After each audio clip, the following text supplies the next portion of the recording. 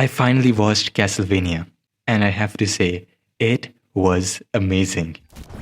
Granted, I've only watched like the first 2 seasons. I can say with 100% surety that it was one of the best action animes. Wait.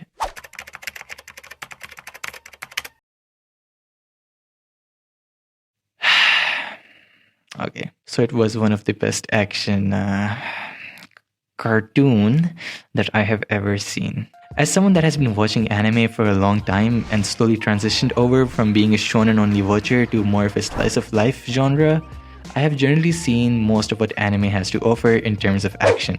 It just doesn't deliver.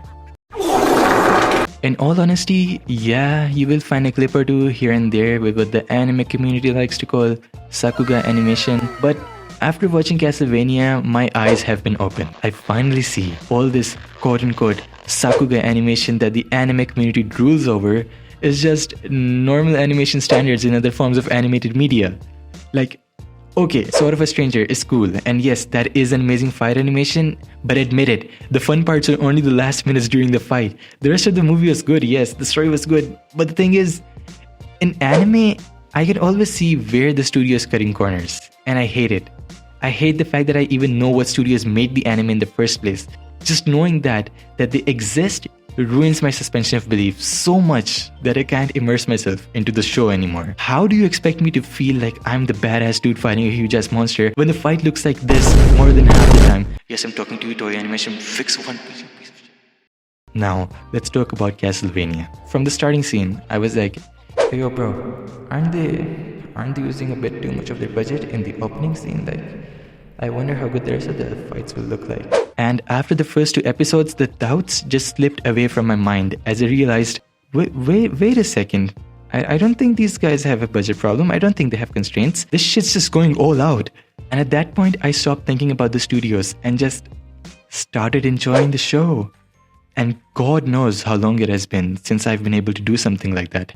But of course, we also have to talk about the combat. Holy shit, the combat in this show is so amazing. There are no long pauses between each punch being thrown. There are no crowds going, oh my god, that man just hit Dracula in the face and Dracula didn't move. I wonder how the main character is going to win. And god damn it, it was so fulfilling to see what an actual fight looks like in a dark fantasy genre. Watching even the female character not being watered down into a damsel in distress each time the enemy got close to her was such a breath of fresh air. Seeing an actually strong female character that isn't just a male personality inside a female body is not something you get to see in anime, and let alone in Hollywood movies. And how can we talk about the fights without talking about the star of the series, Count in Dracula?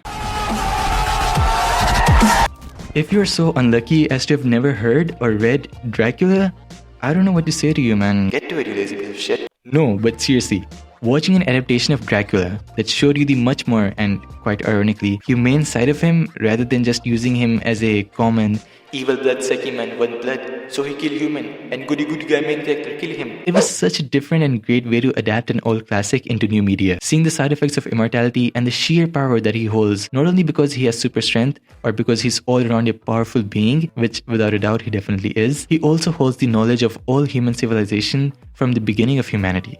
Killing him means for the protagonist that they will be destroying the one man in the entire world that holds true scientific knowledge, and the one single man that can help human civilization jump over from the dark periods of what scholars call the Enlightened Era.